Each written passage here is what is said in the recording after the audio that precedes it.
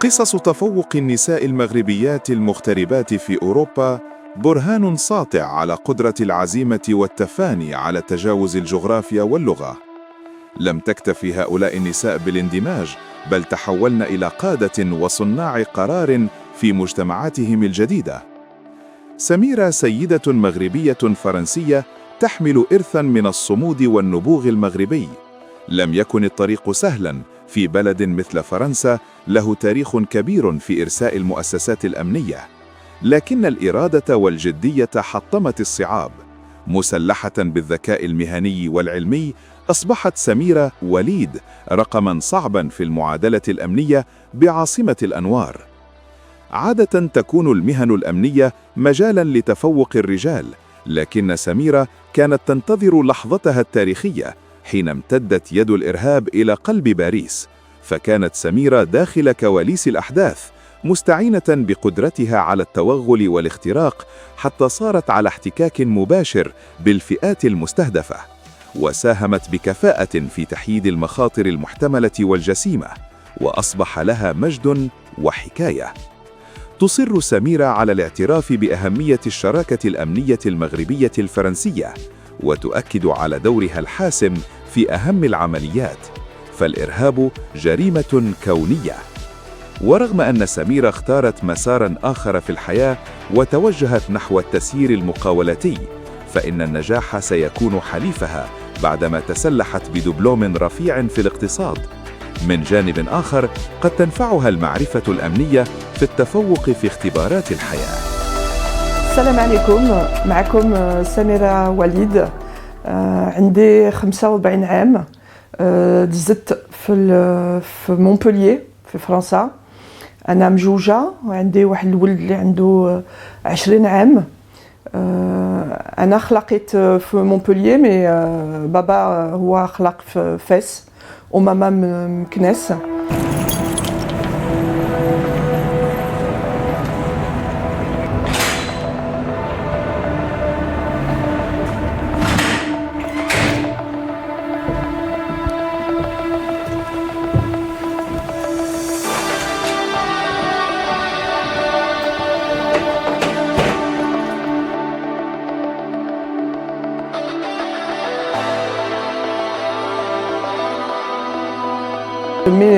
كملت لي زيتود ديالي، دوزت الكونكور ديال بوليس، ومن بعد مشيت كان عندي لي ريكروتمون في لا بريفكتور دو بوليس دو باري. جلست 15 عام في لا بريفكتور دو بوليس. كنت في واحد السيرفيس تنقولوا حدا سبيسياليزي en charge de l'islam de France, en charge des différentes communautés. Ou dans le cadre des activités d'Yalé, en contact constamment avec les principaux responsables des différentes communautés, notamment le Conseil français du culte musulman, كاينين les fédérations ديال المغرب, ديال تونس, ديال الجزائر, ou les autres fédérations ديال l'Afrique, كلهم في هاد l'instance du Conseil français du culte musulman. وخدمت مع لي سيرفيس في واحد الدومين شويه سنسيبل en relation مع les services ديال les autres pays. Donc le sujet essentiel كان le contre-terrorisme ou d'autres sujets شويه sensibles. la carrière ديالي كامله دوزتها في هاد لو سيرفيس، مي كنت في البوليس. تنديروا بزاف ديال لي زاناليز، تنخدموا مع لو كابيني ديال لو بريفي، مع المينيستير دو l'intérieur, ou bien sûr مع les autres pays en charge de la lutte contre le terrorisme.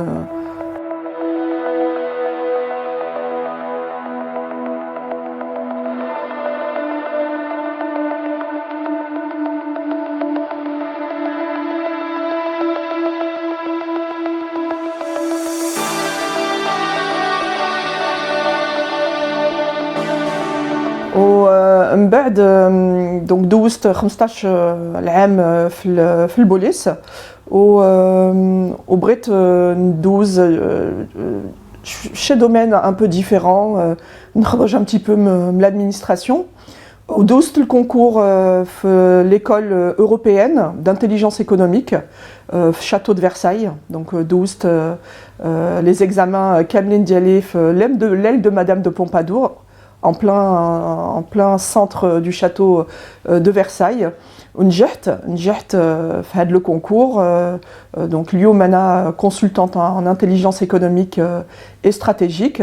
بعد j'ai créé ma société شركة ديالي. Donc وبديت نخدم مع les grandes sociétés du CAC 40, مع les pays en fonction des demandes.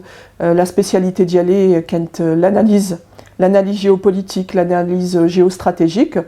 Et c'est vrai que les 15 ans les دوزت في المينيستير de l'Intérieur عاونوني بزاف في هذه الخدمة ديال l'intelligence économique et stratégique.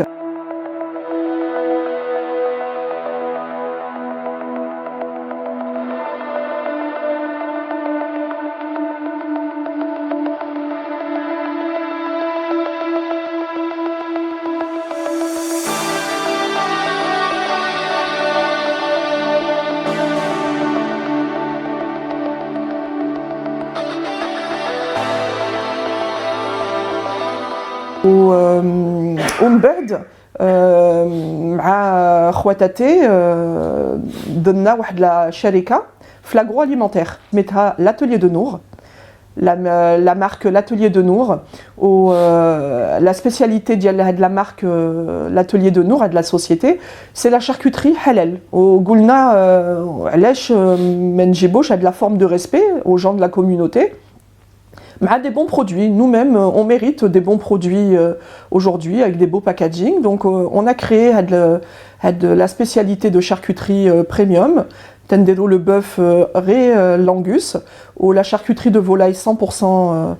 Voilà, donc au lium, فرحنا بين تخلنا في المرجان في المغرب. Donc c'est une entreprise familiale où on respecte tout le process ديال le halal et on espère apporter satisfaction à l'ensemble des consommateurs.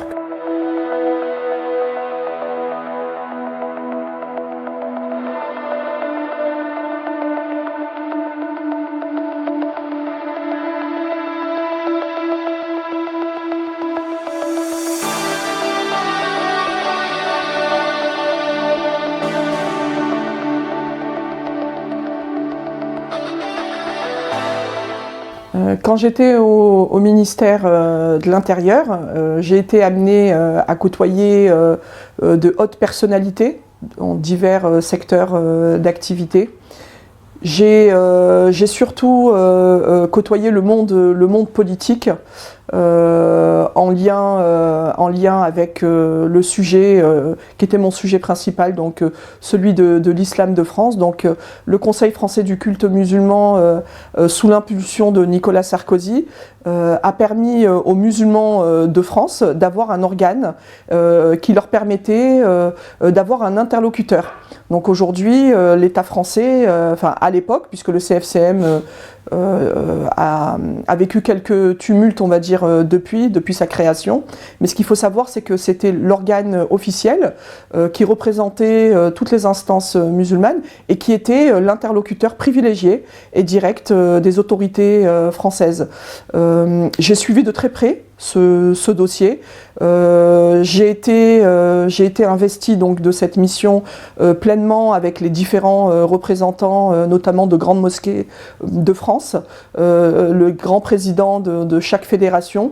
Donc j'étais en contact permanent avec ces gens et je faisais remonter les informations, leurs doléances directement auprès du ministère concerné, qui était à l'époque le ministère de l'Intérieur.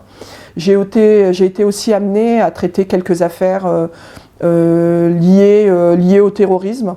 Donc c'est une activité, on va dire, c'est assez sensible dans le sens où on apprend et on voit différentes choses.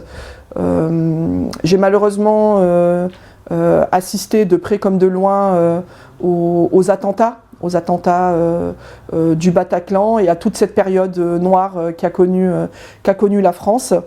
Et ce que je peux dire, c'est que la coopération entre les services marocains et les services français a été déterminante par rapport à certaines choses qui auraient pu être beaucoup plus graves. Là, l'affaire Bataclan, l'information,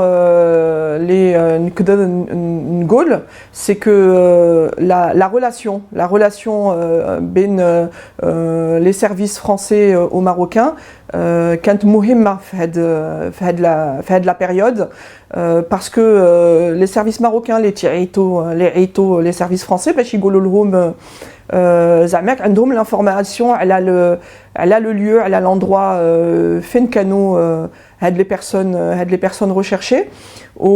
C'est pour montrer l'importance ديال le partenariat, la coopération بين les services marocains ou les services français. وهاد استراتيجية كانت مزيان، كانت مهمة في هاد l'affaire. Donc là في هاد l'affaire بانت لي l'importance ديال هاد la coopération les مهمة بيناتهم.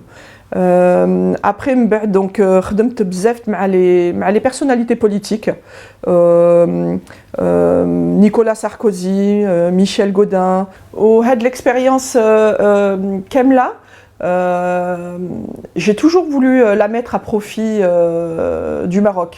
أنا عندي واحد la relation particulière مع المغرب من صغري. دونك أنا كنت عارفة تنقول غنكمل حياتي في المغرب وغنجيب الباجاج ديالي que j'ai acquis في فرنسا.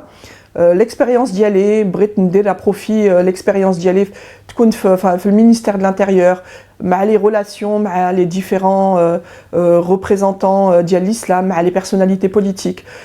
Depuis toujours عندي هاد العلاقة مع المغرب وعندي هاد l'envie de mettre à disposition هاد l'expertise ou le savoir-faire que j'ai acquis pendant toute ma carrière et pour travailler et pour apporter quelque chose de concret au service du Maroc, du Royaume.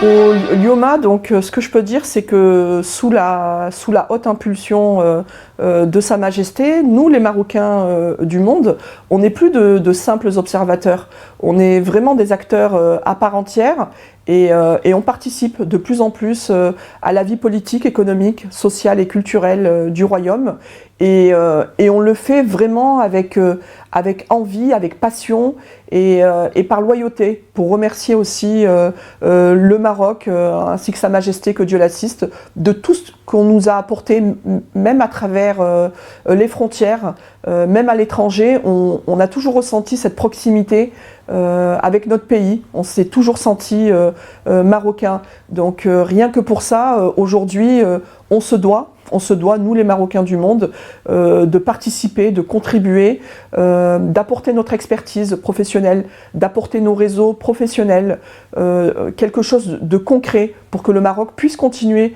à évoluer. Et nous aujourd'hui, les Marocains du monde, on souhaite vraiment être impliqués pleinement dans ce process et de pouvoir apporter notre touche, notre savoir-faire et une réelle valeur ajoutée pour continuer à aider le Maroc dans son développement assez exceptionnel.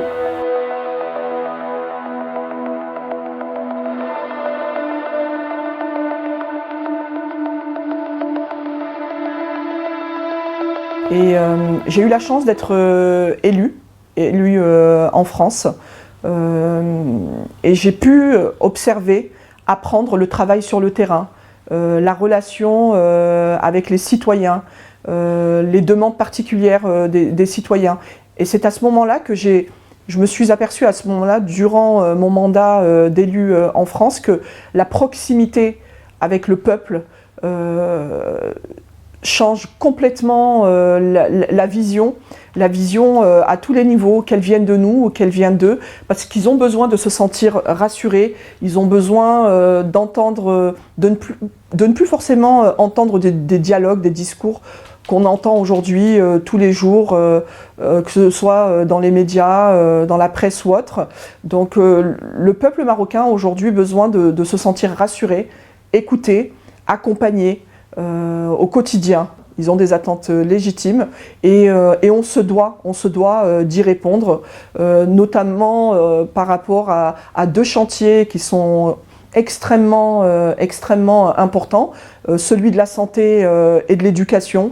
On doit pouvoir leur apporter ces réponses concernant leurs droits à la santé, à l'éducation, l'accessibilité, pouvoir faire en sorte à ce que tous les malades puissent bénéficier de soins, réinstaurer cette médecine de proximité qu'on perd un peu. Concernant l'éducation, c'est comme la santé, en fait, c'est un droit fondamental et on se doit aujourd'hui de pouvoir accompagner toute cette jeune génération qui demain sera confrontée aux défis des sujets sociaux et aussi technologiques. Donc on doit prôner cette l'égalité des chances et cette école de l'excellence à tous les niveaux. On ne doit plus regarder que vers le haut, mais on doit vraiment, et j'insiste là-dessus, et je pense que c'est le travail sur le terrain qui nous permettra d'avoir les réponses les solutions les plus attendues que le peuple attend de nous. Et aujourd'hui, vraiment, je ferai de l'éducation et de la santé mon cheval de bataille. Et je serai vraiment présente sur le terrain pour pouvoir écouter et accompagner le peuple marocain, toutes ces Marocaines, tous ces Marocains qui ont du mal aujourd'hui à se faire entendre à ce niveau.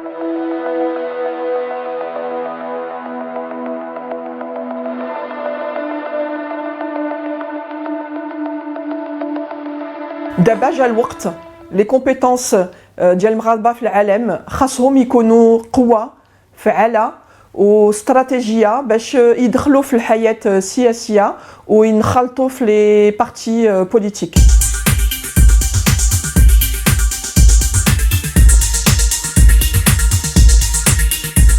وانتوما كتعرفوا شي عبقرية مغربية في المهجر تواصلوا معنا وحنا نجيو عندكم.